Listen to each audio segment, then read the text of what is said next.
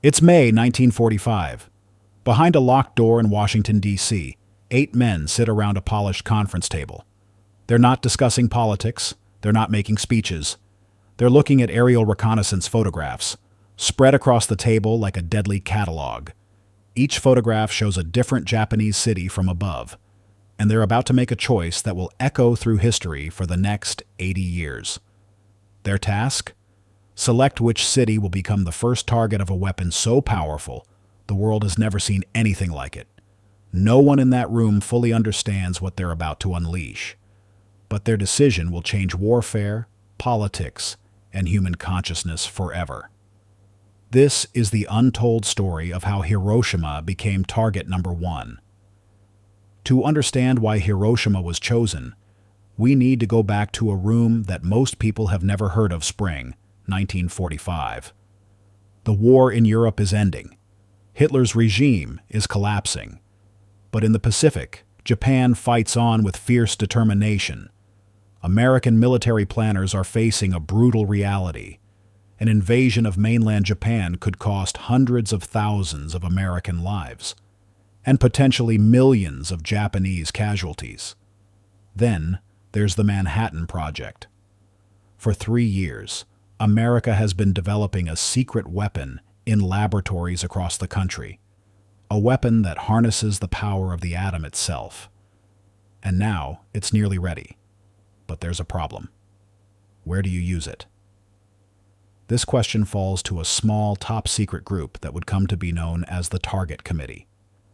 The men in this room include Major General Leslie Groves, military director of the Manhattan Project, scientists from Los Alamos, including representatives from J. Robert Oppenheimer's team, military intelligence officers who've been studying Japan for years, weather specialists who understand Pacific conditions, strategic bombing experts with experience in European and Japanese campaigns. Their meetings begin in April 1945. No press, no public record, no politicians in the room. Just military officers and scientists tasked with answering an impossible question. Which city should be destroyed to demonstrate a power the world has never witnessed? Their approach is methodical, clinical. Some might say disturbingly logical. They're not thinking about individual lives. They're thinking about ending a war that's already claimed tens of millions, and they create a checklist. The Target Committee establishes 4 primary criteria. Each one would determine whether a city lives or dies. Criterion 1. Military significance. The target must have clear military value. This means Army or Naval headquarters, weapons factories, military supply depots, transportation hubs supporting the war effort. This isn't just about destruction, it's about justification. The committee needs to demonstrate that the target serves Japan's military machine. Criterion 2. Urban density and size. The city needs to be large enough, with a concentrated urban center, so that American analysts can measure the bomb's full effects. A small town won't do. They need a substantial population center where the blast radius, thermal effects, and radiation can be properly observed and documented. This sounds cold because it is. But remember, they're approaching this as a weapon test and a strategic demonstration, not as an act of terror.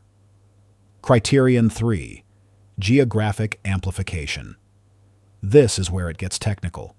The committee wants terrain that will amplify the bomb's power. Ideally, flat ground for maximum blast spread, surrounded by hills or mountains that can reflect the shock wave back into the city. Clear weather patterns for visual bombing. Geography becomes destiny. Criterion 4. Minimal previous damage. And here's the criterion that surprises most people.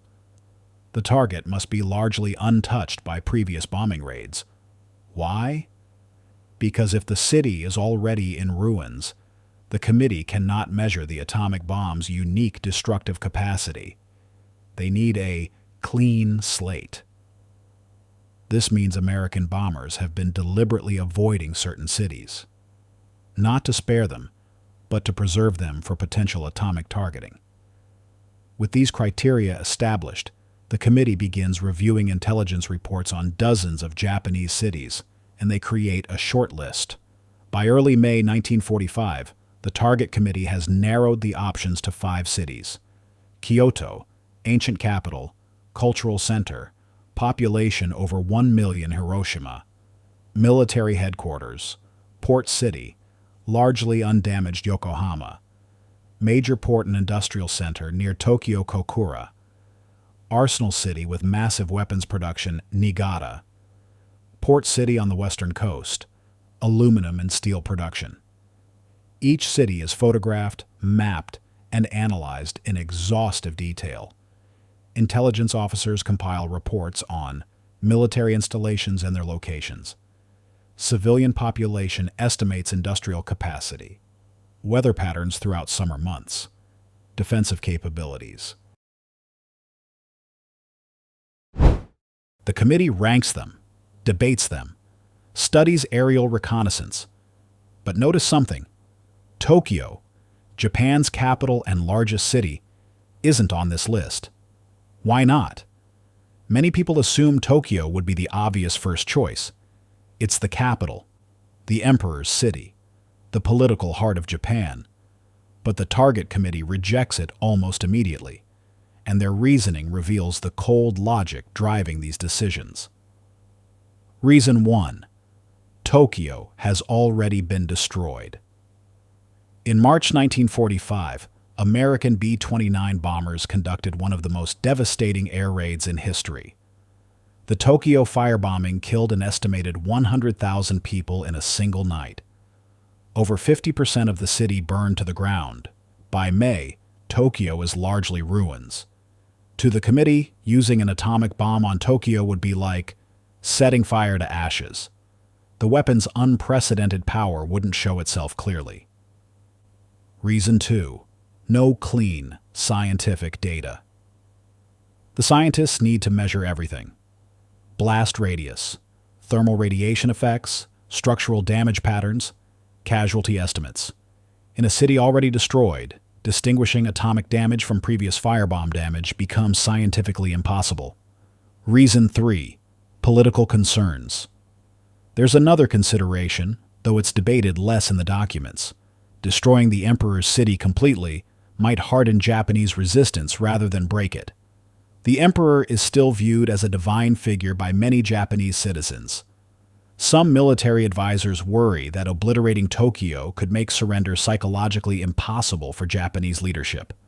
So Tokyo, for both practical and strategic reasons, never makes the final list. Now we come to one of history's most fascinating what-if moments. Because the Target Committee's original number 1 choice wasn't Hiroshima, it was Kyoto. From a purely military standpoint, Kyoto is nearly perfect. Population over 1 million, one of Japan's largest cities, major industrial facilities producing military equipment. Home to an Imperial Army headquarters. Surrounded by mountains, ideal geography for blast amplification, almost completely untouched by previous bombing raids. The committee votes. Kyoto rises to the top. Documents from May 1945 show it listed as Target A, the primary option. But then something unexpected happens. One man objects. Henry L. Stimson, the U.S. Secretary of War, had visited Kyoto during a diplomatic trip in the 1920s. He walked through its ancient temples, saw its gardens, met its scholars and artists. Kyoto isn't just another Japanese city to him, it's a cultural treasure, the heart of Japanese civilization, preserved for over 1,000 years. Stimson argues passionately in meetings with President Truman and military leadership. Destroying Kyoto would be seen not as a military necessity, but as cultural annihilation. It would make post-war reconciliation with Japan nearly impossible. It would turn America into barbarians in the eyes of the world. The debate becomes heated. General Groves, director of the Manhattan Project, pushes back hard. He argues that military necessity must override cultural concerns. But Stimson persists. He brings the issue directly to President Truman multiple times. Finally, in late July 1945, Truman sides with Stimson. Kyoto is removed from the target list. This single decision, one man's moral objection, changes history, and it elevates Hiroshima to the #1 position. With Kyoto removed, the Target Committee reassesses its options, and Hiroshima begins to stand out for a convergence of strategic factors. Factor 1. Clear military significance. Hiroshima hosts the headquarters of Japan's Second General Army, responsible for defending all of southern Japan against potential invasion. The city contains military command centers, major supply depots, transport infrastructure connecting to other military bases, industrial plants producing war materials. This gives the committee clear military justification. Factor 2. Ideal urban density. Hiroshima's population is approximately 350,000 people, large enough for comprehensive study, but not so massive that effects become difficult to measure. The city center is densely packed with wooden structures, typical of Japanese urban design. This density means the bomb's thermal and blast effects will be clearly visible. Factor 3. Geographic amplification. Here's where Hiroshima's geography becomes crucial. The city sits in a flat river delta at the base of mountains. It's built on 6 rivers that flow into the Seto Inland Sea. This creates a natural bowl effect. When the bomb detonates, the shock wave will travel outward across flat ground, then bounce off the surrounding mountains and reflect back into the city. The geography itself will amplify the destruction. Factor 4. Preserved for this moment. Throughout 1944 and early 1945, American bombers have been systematically avoiding Hiroshima. This isn't mercy, it's preservation. Military planners want the city intact, so the atomic bomb's effects can be clearly demonstrated and photographed. Factor 5. Visual targeting marker. The Aioi Bridge, a distinctive T-shaped bridge in the center of Hiroshima, provides a perfect aiming point for bombardiers. In an era before precision GPS, having a clear, unmistakable visual marker is essential. By June 1945, all these factors converge. The Target Committee formally designates Hiroshima as Target #1. The decision is made in late July. The finalized target order is established. Primary target, Hiroshima. Secondary target, Kokura, the arsenal city on Kyushu. Tertiary target, Niigata, port city on western coast. Added later, Nagasaki, major port and industrial center. Each target is chosen because it combines military value with geographic conditions ideal for demonstrating the bomb's power. The orders specify that the atomic bomb should only be used during clear weather, with visual confirmation of the target. There will be no radar bombing. The crew must see the city to ensure accuracy. Weather reconnaissance planes begin flying daily missions over these cities, reporting cloud cover and visibility. Everything is ready. On August 6, 1945, the weather over Hiroshima is clear. The Enola Gay takes off from Tinian Island, carrying a uranium bomb nicknamed Little Boy. At 8:15 a.m. local time, the bomb detonates 1,900 feet above the city. In an instant, approximately 80,000 people were gone. By the end of 1945, the death toll reaches an estimated 140,000. 3 days later, with Kokura obscured by clouds, the backup target of Nagasaki is bombed instead. The atomic age has begun. The decision to target Hiroshima wasn't made by monsters. It wasn't made by people who enjoyed destruction. It was made by military officers and scientists who believed, based on the information they had and the context of a brutal global war, that this weapon might end the conflict quickly and prevent even greater loss of life from a prolonged invasion. Whether that calculation was correct remains one of history's most profound moral debates. What we know for certain is this: Hiroshima was chosen through a process of strategic analysis, geographic study, and military planning. It met specific criteria that other cities did not. And in the moment that bomb detonated over the Aioi Bridge, human history changed forever. The nuclear age began not with a philosophical decision, but with a careful calculation made in a quiet conference room in Washington, D.C. Thank you for watching this documentary.